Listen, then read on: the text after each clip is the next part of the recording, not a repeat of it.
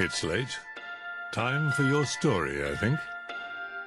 My name is Christopher Lee, and these are Edgar Allan Poe's Gothic tales.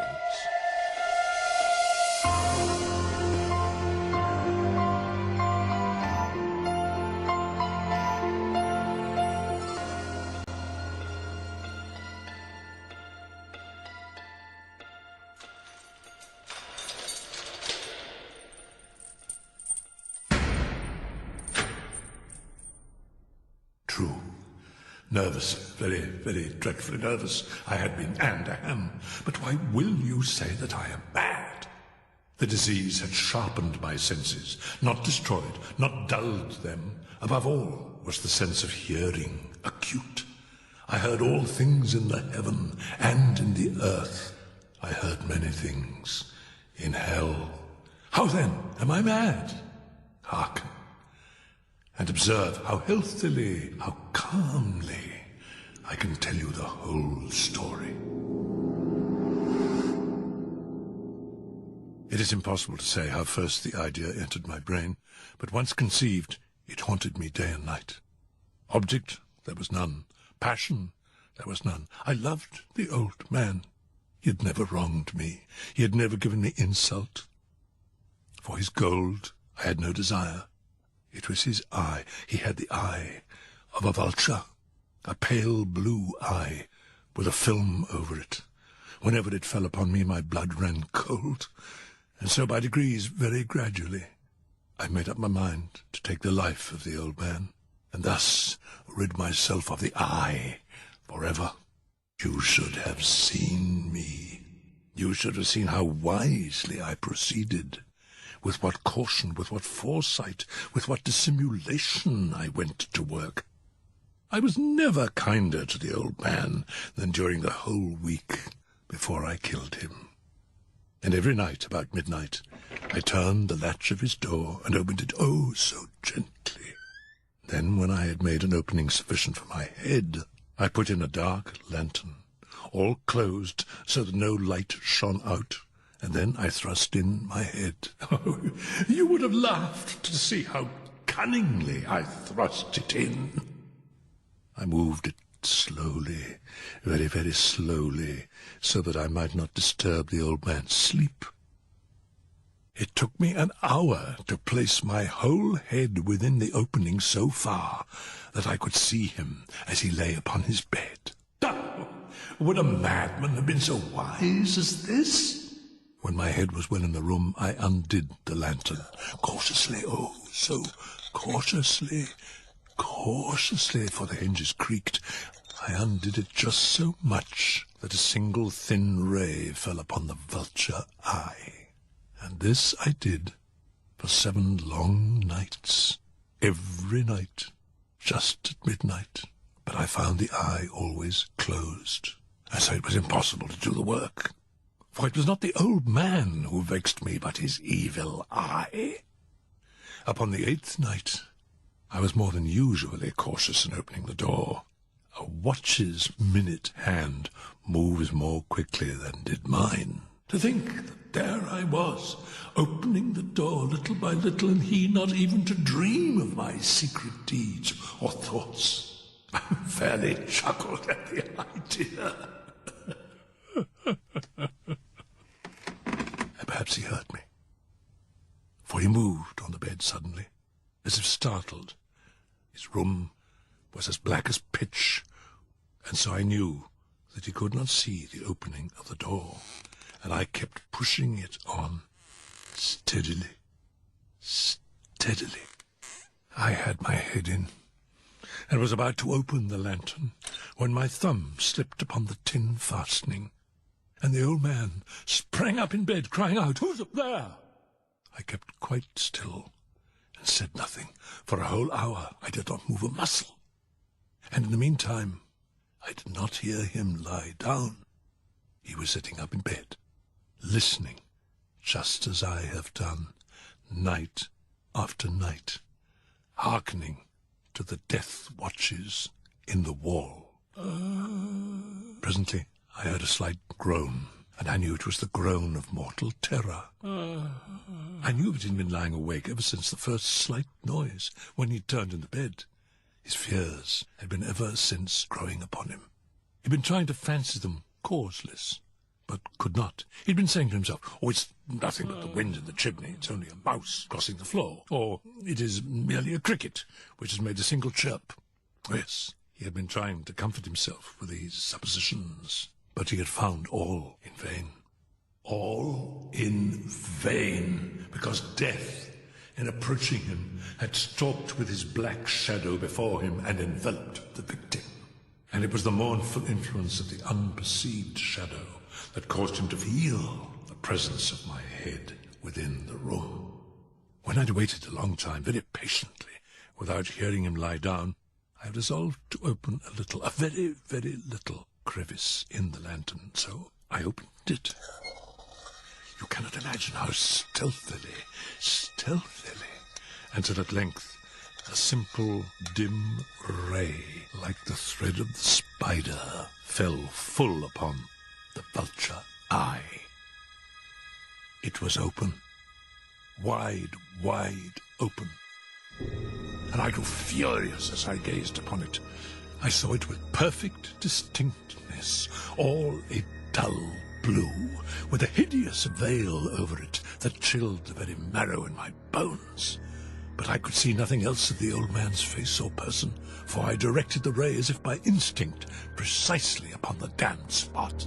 Had I not told you that what you mistake for madness is but over-acuteness of the senses? Now, I say, there came to my ears a low, dull, quick sound, such as a watch makes when enveloped in cotton. I knew that sound well, too. It was the beating of the old man's heart. It increased my fury, as the beating of a drum stimulates the soldier into courage. But even yet I refrained and kept still. I scarcely breathed. I held the lantern motionless. I tried how steadily I could maintain the ray upon the eye. Meantime, the hellish tattoo of the heart increased.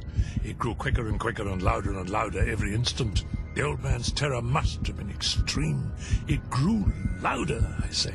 Louder every moment. Do you mark me well? I've told you that I am nervous. And now, at the dead hour of the night, amid the dreadful silence of that old house, so strange a noise as this excited me to uncontrollable terror. Yet for some minutes longer I refrained and stood still. But the beating grew louder. I thought the heart was burst. New anxiety seized me. The sounds would be heard by a neighbor. The old man's hour had come. With a loud yell, I threw open the lantern and leaped into the room. He shrieked once only.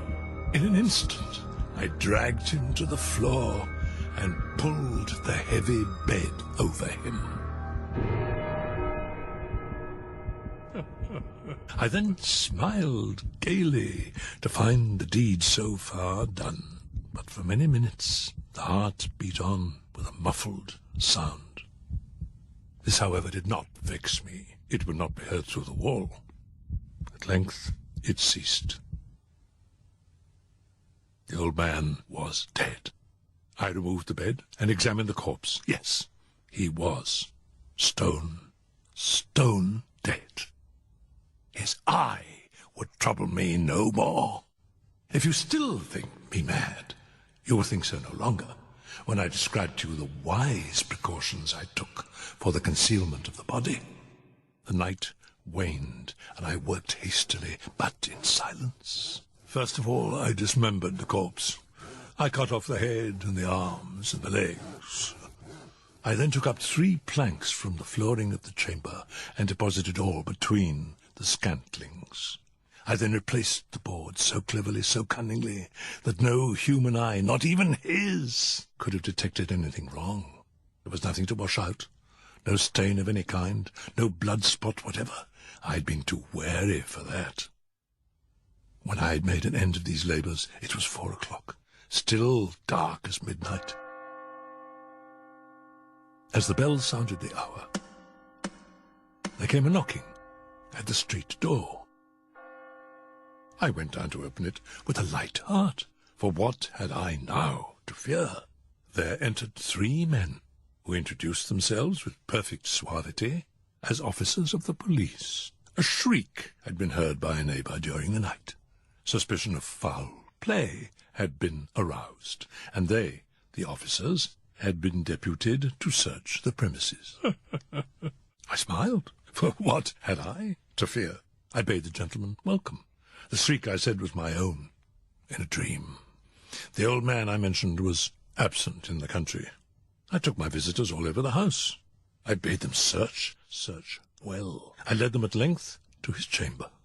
I showed them his treasures, secure, undisturbed. In the enthusiasm of my confidence, I brought chairs into the room, and desired them here to rest from their fatigues, while I myself, in the wild audacity of my perfect triumph, placed my own seat upon the very spot beneath which reposed the corpse of the victim. The officers were satisfied. My manner had convinced them. I was singularly at ease. They sat, and while I answered cheerily, chatted of familiar things. But ere long, I felt myself getting pale, and wished them gone. My head ached, and I fancied a ringing in my ears, but still they sat and chatted. The ringing became more distinct. I talked freely to get rid of the feeling, but it continued and became, the ringing became more distinct, until at length I found that the noise was not within my ears. No doubt, I now grew very pale, but I talked more fluently and with a heightened voice, yet the sound increased. And what could I do? It was a low, dull, quick sound, much such a sound as a watch makes when enveloped in cotton. I gasped for breath, and yet the officers heard it not. I talked more quickly, more vehemently, but the noise steadily increased. I arose and argued about trifles in a high key and with violent gesticulations, but the noise steadily increased. Why would they not be gone? I paced the floor to and fro with heavy strides, as if excited to fury by the observations of the men, but the noise steadily increased. Oh, God, what could I do? I foamed, I raved, I swore. I swung the chair upon which I had been sitting and grated it upon the boards, but the noise arose over all and continually increased. It grew louder, louder, louder, and still the men chatted pleasantly and smiled. Louder, louder, louder, louder, louder!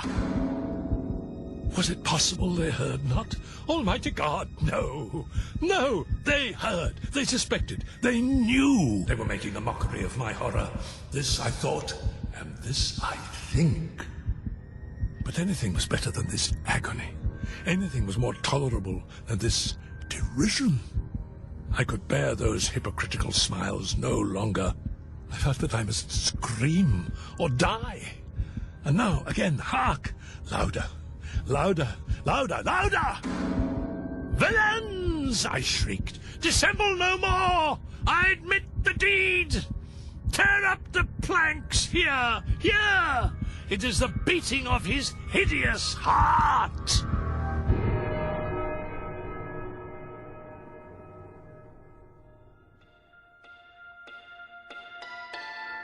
This is Christopher Lee, wishing you a very good night.